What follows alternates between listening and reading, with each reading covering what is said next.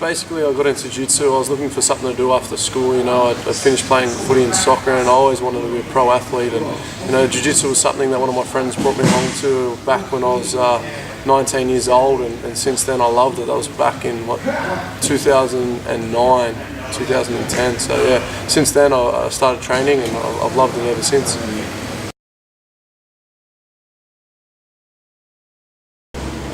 Jiu-Jitsu has basically helped my training, obviously, with the submission game, learning discipline, learning to be calm under pressure, and not being too aggressive, knowing when to exert myself, when to be more relaxed and passive, and looking for opportunities. Jiu-Jitsu is a very opportunist sport, so the best movements are the ones you catch at the right time, at the right moment. So definitely with Jiu-Jitsu you learn a lot about yourself and a lot about finding the right moments in life. The best thing about living in the TUF house obviously was the unlimited resources of training. We had the best guys to train with and the best coaches to give us the best information, So sometimes you'll go to training practice and you'll have an easy roll, after a hard one you get to relax. We're there, everyone's exploiting your weaknesses, and obviously iron sharpens iron, so anytime someone's exploiting a weak point, you're constantly getting better, constantly evolving. So that's definitely the best point for me was the training and the knowledge I gained from being in the TUF house. The quality of MMA in Australia is definitely that on the up and up. It's definitely growing. I mean, the biggest thing I'd say in Australia is that we lack high-level wrestling. Other than that, in terms of jiu-jitsu and striking, I think we're on par. The other thing as well that really we tend to lack is the availability of training partners at that weight class, at that level. So, obviously the sport's growing and evolving, and obviously the more people we get training, the higher the quality of training partners we're going to get, and hopefully we can bring some wrestlers across either from Russia or from America and fix those little holes in the Australian game.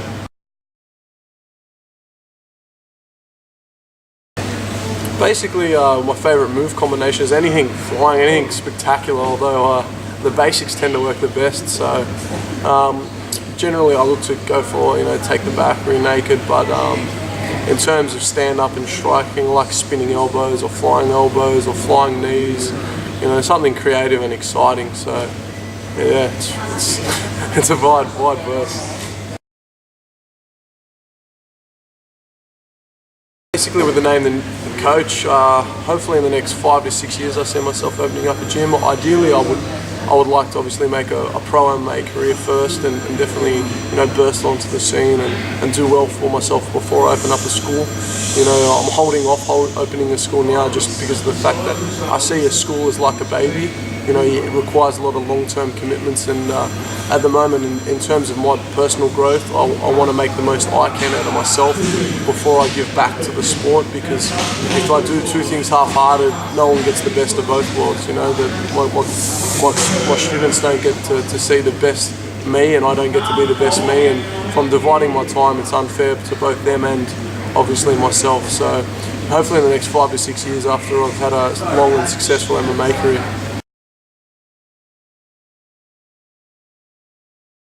I got on obviously best with Vic Rujic, my boy Blue. Me and him fought last year in December, and 2013 December, not last year December.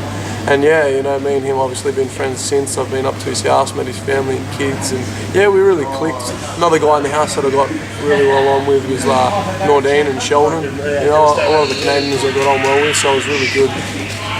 But maybe the only person that I didn't completely click with was maybe Daniel Kelly. We just had a difference of personality traits and styles, but he's still a good guy. It's just maybe we didn't have the opportunity to click as much as we should have. My training plan going into their house was I tried to scale it back so that I didn't overtrain. I knew it was going to be a long and intense road, and I didn't know whether or not I'd be fighting straight away or at the end, and I didn't want to be too banged up going into it. So I was still training twice a day, a variation between obviously boxing, kickboxing, Muay Thai, striking, some of the things I really wanted to work on before going in the house. And obviously Jiu-Jitsu and grappling was a consistent, everyday kind of thing where I'd either do one day of wrestling, one day of grappling or Jiu-Jitsu. So I basically trained twice a day. I was sparring 2 to 3 times a week. So all up, I was training maybe anywhere between 14 to 20 times a week.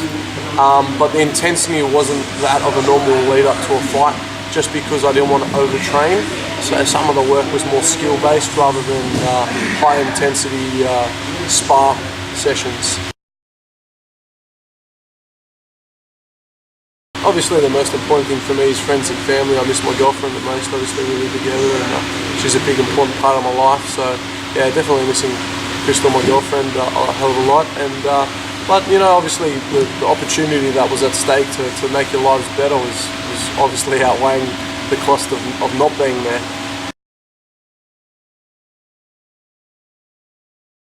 Hopefully I'll get a call back for the finale and continue fighting with the UFC, get a few wins under my belt and continue to progress. Other than that, I can't really tell. I'm obviously going to keep training, keep fighting and keep evolving. I love the sport. I see myself as a martial artist rather than just a fighter, and you know, anything I can for personal growth and you know, physical evolution and mental evolution is something that I'm really looking into and doing, you know. So yeah.